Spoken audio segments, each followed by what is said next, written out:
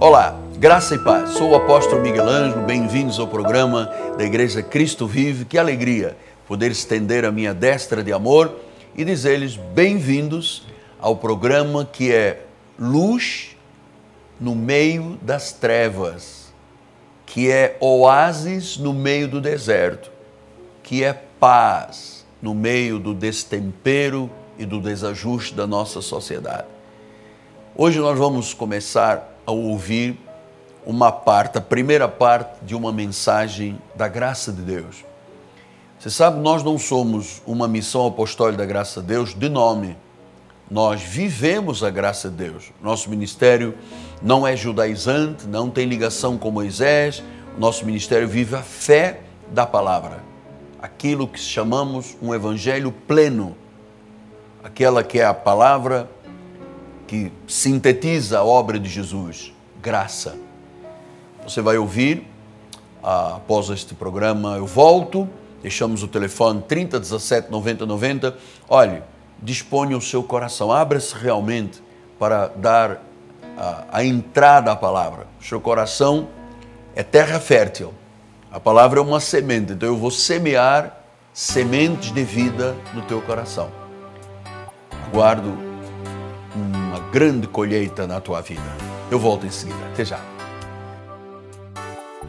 Nele digo, no qual fomos também feitos herança, predestinados, segundo o propósito daquele que faz todas as coisas, conforme o conselho da sua vontade, a fim de sermos para o louvor da sua glória, nós, os que de antemão esperamos em Cristo, em quem também vós, depois que ouvistes a palavra da verdade, o evangelho da vossa salvação, tendo nele crido, fostes selados com o Espírito, com o Santo Espírito da promessa, o qual, o Santo Espírito, é o penhor da nossa herança, até o resgate da sua propriedade, em louvor da sua glória. Que esta palavra abençoe todos os corações. Você não tem ideia do quanto o meu coração esperou este domingo. Eu vinha como pão que é levado ao forno, preparando esta mensagem, e ontem à noite, já tarde, o Espírito a completou.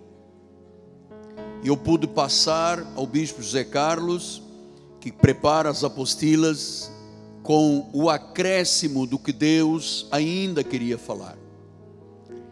Então eu estou aqui absolutamente em paz, de forma firme, focado na revelação da graça de Deus. Os senhores podem crer que o que eu digo, o que nós dizemos nesse altar, não tem absolutamente nada a ver com homens, mas por uma revelação que nós precisamos que ela se torne conhecida de todas as nações. É com temor e tremor que eu inicio este sermão. E lembra do que Paulo acabou de dizer no versículo de número 11. Vamos voltar a colocar no telão, bispo, por gentileza. Ele disse aí: nele digo, no qual fomos feitos herança, predestinados segundo o propósito daquele que faz todas as coisas, conforme o conselho da sua vontade. Então, quando nós entendemos a graça de Deus, nós entendemos um fato: Deus é soberano. Ele faz todas as coisas. Não é conforme o poder do meu jejum, é conforme o conselho da sua vontade. Não é conforme os joelhos ralados no chão, é conforme o conselho da sua vontade. E ele disse que dentro do conselho da sua vontade, ele fez uma coisa muito importante em relação a nós. Ele disse que nós fomos feitos herança e predestinados. Você sabe que a falta de conhecimento, o profeta Oséias vinha dizendo isto há séculos, disse: o meu povo tem sido destruído porque lhe falta conhecimento.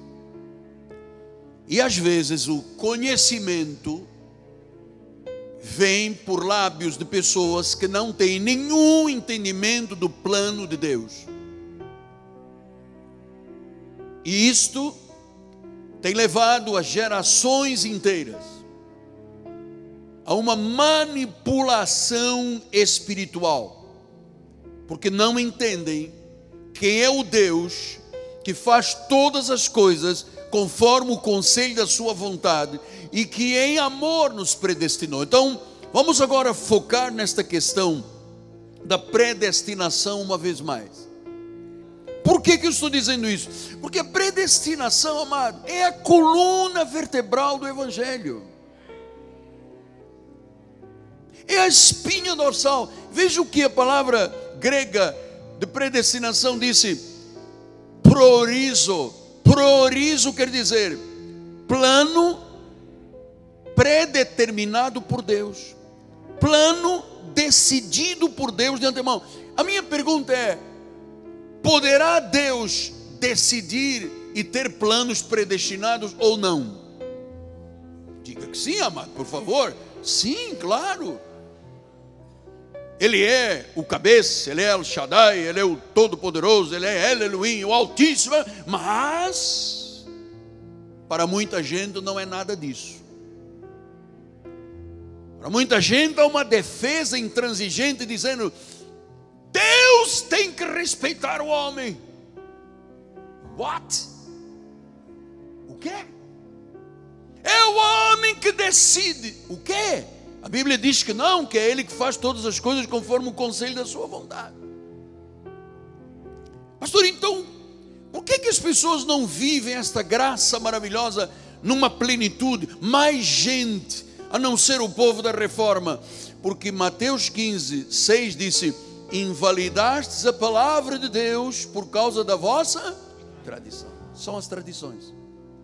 Não, porque aqui tem que usar cabelo, não pode pintar cabelo, não pode ir à praia, não pode usar saia, não pode isto, não pode. São as tradições. Agora, doutrina, alimento sólido, pão da vida, só tem e conhece quando o altar tem essa revelação.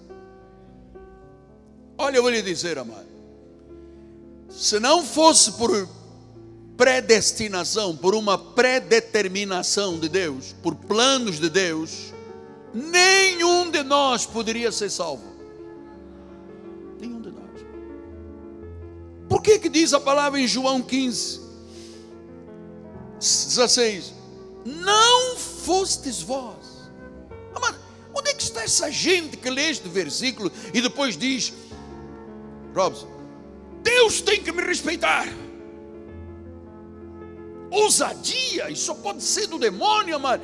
Deus tem que... Isto é uma tradição que se levantou no meio protestante há muitos séculos, amado. São os armenianistas que dizem: Deus tem que respeitar, o homem quer, não quer, não quer. O homem aceita ou vira-lhe as costas. Que Deus é esse? Que dá às mãos do homem, nas mãos do homem, a decisão para a eternidade. Que Deus é esse, amado? Não fostes vós. Se Deus diz que não fomos nós, diz pelo contrário: fui eu que vos escolhi, fui eu que designei, fui eu. Onde está Deus no meio disso tudo, do evangelho do mundo, amado? Amado, não é o homem que decide, é Deus que decide. Ele decidiu de antemão que haveria uma semente da salvação nesta terra. Ponto. Foi Ele que decidiu. Eu não tenho que lutar contra Deus. Eu estou aqui porque eu fui predestinado. Você está aqui porque você tinha um plano na sua vida predeterminado por Deus. E olha só uma coisa, isto não é um grupinho. Um grupinho. Isto não é um grupinho. Isto é uma nação santa. São milhões de pessoas nesta terra, amado. É que nego pensa que somos nós aqui. Não é um grupinho e fica batendo com os pés. Isto é, a Bíblia deixa claro, amado, aqueles que Ele predestinou são milhões ao longo da história da igreja.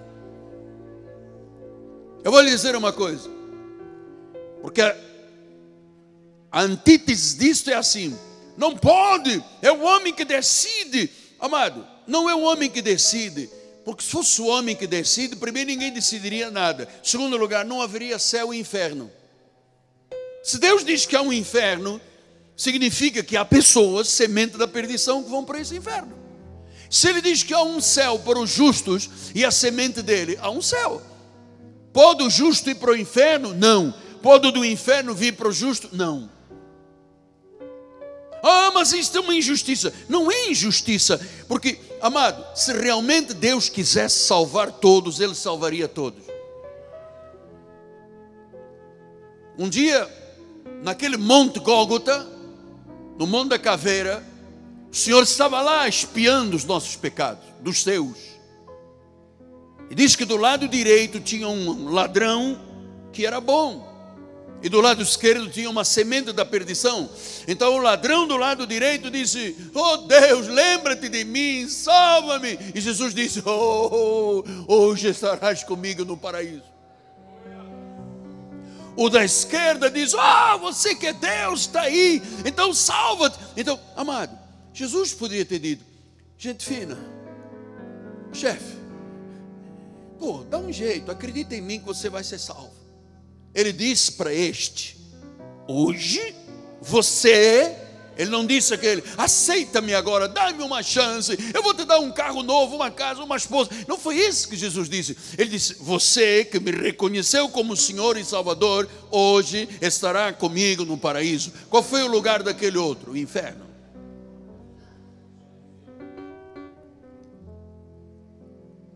Jeremias 10, 23. Eu sei, ó Senhor, e é preciso que o mundo saiba disso. Não cabe ao homem. Não cabe por quê? Ao homem decidir o seu caminho. Porque o homem sem Deus está morto em pecados e delitos. Não cabe ao homem determinar o seu caminho, nem ao que caminha dirigir os seus passos. Não cabe ao homem, até os nossos passos são dirigidos por Deus, amado.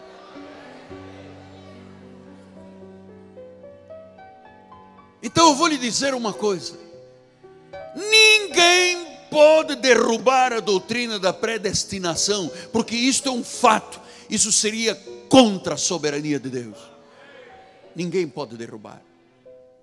Sim, mas existem alguns versículos muito estranhos. Eu vou esclarecer todos esses versículos estranhos, porque se é estranho, significa que você não lê a Bíblia nem conhece. Essa já é a primeira coisa. Então não há estranho de nada. Tito 2,11. A graça de Deus se manifestou salvador a todos os homens. Viu? É todos. Just a second. Se Deus quisesse salvar a todos, não precisaria ter morrido na cruz. Mas é o homem que decide, é o homem que aceita. Absolutamente insanidade pensar desta forma. É Ele que faz todas as coisas conforme o conselho. Sim, mas aqui diz todos. Então por que todos não foram salvos até agora? Nós estamos aqui desde as 9 horas da manhã, são quase 11. Pelas estatísticas já morreram 3 ou 4 mil pessoas no mundo em menos de 1 hora. Por que essas pessoas todas não foram salvas? Porque não quiseram. Você trata, é assim a coisa com Deus, é dizer: eu não quero. Faz beicinho. Vamos pensar, amado, porque nós somos uma igreja que pensa, que tem a mente de Cristo. Não tocamos na glória do Senhor, amado. Atenção, não tocamos. Quem são esses todos os homens? Todos pelos quais ele morreu. Quem são eles? Os eleitos de Deus, aqueles que ele predestinou em amor. São todos. Ou seja, nenhuma ovelha se perderá. De todas as ovelhas, nenhuma se perderá. Pastor, mas então não é o homem que decide? Decide o quê? Você decidiu o quê? O que eu decidi? Olha lá, morrendo em cima da cama do hospital, o senhor Padre Ribas, que era o nome dele, jogando cartazinhas e damas comigo, e carta que eu nem sabia jogar baralho, e carta, não sabia nem o que era isso. Ele vinha me falar de Nossa Senhora de Fátima com as cartinhas. Deus enviou um anjo e disse: você vai ser um pregador que levará a palavra de Deus à volta do mundo. Eu não decidi nada. Aliás, eu não decidi, nem você decidiu nada desde o nascimento, porque diz que nós, quando fomos concebidos em pecado, mas como éramos de Jesus, quando nascemos ovelha, amado. A mim nunca ninguém foi lá no berçário onde eu nasci e disse assim: Miguel Ângelo, você aceita ser um pecador? Adão me fez pecador. Eu também não poderia fazer nada para ser salvo. Eu já expliquei aqui, salvação, salvar, não é um verbo reflexivo. Porque assim, eu me penteio. Sou eu que me penteio. Pentear é um verbo, né? Eu me cuido, eu me banho, eu. Mas eu não posso dizer eu me salvo, porque não é reflexivo. Salvação vem de Jesus. Então eles todos são aqueles pelos quais ele morreu, a chamada igreja, o rebanho. Pode ter aqui o rebanho simbolizado como 100 ovelhas. Ele contou 1, 2, 3, 99. Opa, falta uma. Para aqui, porque as 99 têm o mesmo valor que tem aquela. Ele foi lá. Psst. Ah, mas eu estou aqui fumando maconha. Psst. Mas eu estou dando um cheiro de terra. Você é meu. Pastor, e quem arrasta? Quem traz? Quem convence? O Espírito de Deus.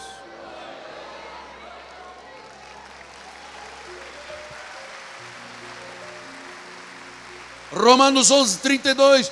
Porque Deus a todos encerrou a desobediência, a fim de usar a sua misericórdia para com todos. Está aí, todos, está aí, está todos. Então, mas por que não estão todos? A pergunta é: por que não estão todos? Por que o Brasil só tem 20 milhões de crentes e os outros não são crentes? Por que acabaram de morrer agora nesta última hora 3 mil, 4 mil pessoas que não confessaram Jesus? Por que a semente da perdição está lá no mundo inteiro e Jesus não disse: oh, mas eu tenho aquele lá, aquele do diabo, mas eu vou dar um jeito nele? Não é, se ele é do diabo, ele foi destinado, é vaso de ira, destinado para a perdição. Mas não pode, porque Deus faz todas as coisas conforme o conselho da sua vontade. Amado, senão não haveria inferno, nem céu. Gálatas 3:22. Mas a Escritura encerrou tudo sob o pecado, para que mediante a fé em Jesus Cristo fosse promessa concedido a quem? Agora você está entendendo quem são os todos. São os que creem. E quem é que pode crer? Os eleitos de Deus. Pela graça sois salvos mediante a fé. Isto não vem de vós, é um dom de Deus. Então, quem crê? Crê quem foi predestinado. Quer ver que isto é verdade? Abra lá em Atos 13:48, bispo. Os gentios, ouvindo isto, regozijavam-se e glorificavam a palavra do Senhor. E creram. Ele não disse, a galera toda creu. Não disse. Creram todos. Viu por que diz todos? Todos os que haviam sido destinados para a vida eterna. E os outros não creram. Então não é verdade que o homem, se quiser crer, se não quiser, vira-lhe as costas. Não existe isso aqui. Amado, eu temo muito a Deus. Eu acho uma ousadia uma falta de temor a Deus, uma falta de vergonha espiritual, o indivíduo que vai contra estas verdades. Creram todos. Então, Ele quer que todos se salvem. Quem são os todos que se salvam? Todos os que creem. E quem é que pode crer? Quem Deus dá o dom da fé para crer. E os outros não creem. Então eu dou graças a Deus porque eu posso crer e creio. E você também.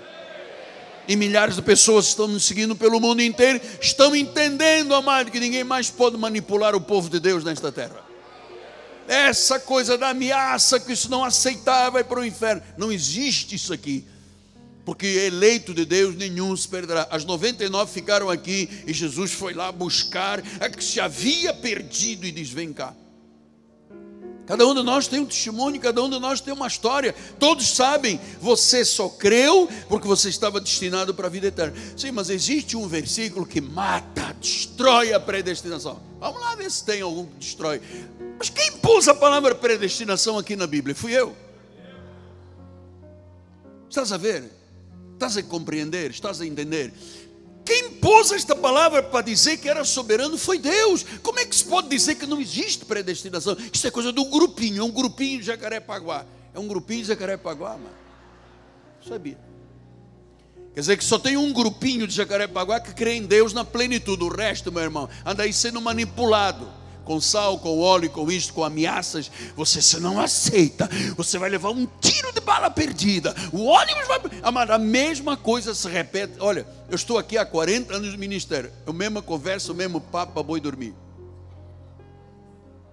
É uma tradição. E essa tradição anula. Não tem efeito, não há predestinação, não há isto, não há aquilo. O homem tem livre-arbítrio. Onde está na Bíblia livre-arbítrio? O homem sem Jesus está morto em pecados delitos. Se não há um, é porque Deus determina alguma coisa, senão nós não estaríamos aqui. Deus, na sua soberania, predestinou aqueles que são salvos. Efésios 2:8 diz: pela graça sois salvos, mediante a fé. Isto não vem de vós, não é o vosso livre-arbítrio, não é o vosso aceitar, não é a vossa decisão, é um dom que Deus dá. É um dom que Deus dá para eu acreditar. Porque eu também não acreditava nada, amado. Eu acreditava em Nossa Senhora e em São Judas Tadeu. E no Papa. Diz que Deus escolheu antes e deu o dom da fé para que eu creia. Isso não vem de vós. Então, amado, não existe essa ideia de que o homem escolheu. Não vem de vós. Hebreus 5:9. Tendo sido aperfeiçoado, tornou-se o autor da salvação. O quê? Então, é salvação passageira ou é eterna? Eterna. Mas por que só o grupinho diz que é eterno? Salva uma vez, salva para sempre. Só o grupinho daqui. Os outros não. O grupão diz não. Salvação se perde. Sabe por quê? Para manipular e amedrontar e dividir o povo. Quando se divide um povo, se enfraquece. Diabo, você pensa que diabo é bobo? É espertão. Ele divide para enfraquecer as pessoas. Ele tornou-se o autor da salvação eterna. Para quem? Para todos os que lhe obedecem. Ah, mas é para os que obedecem. Se eu não obedeço, opa, só obedece, amado, quem é de Deus, quem é ovelha. Os filhos do diabo não obedecem a nada. Mas a salvação não é por obediência. Não, a salvação é pela graça sois salvos mediante a fé. Isto não vem de vós, é um dom de... Graças a Deus. Estamos então terminando o nosso programa. Quero lembrar que depois do meu convite para o culto de oração, de intercessão, eu tenho sempre uma palavra de muita gratidão para o empresário Rodrigo Ambrósio e Fabiana Ambrósio, do Turbomil de Vila Emília e Mesquita. Eu quero encorajar as pessoas da Baixada a comprarem neste mercado. Por quê? Porque este mercado é coluna deste ministério.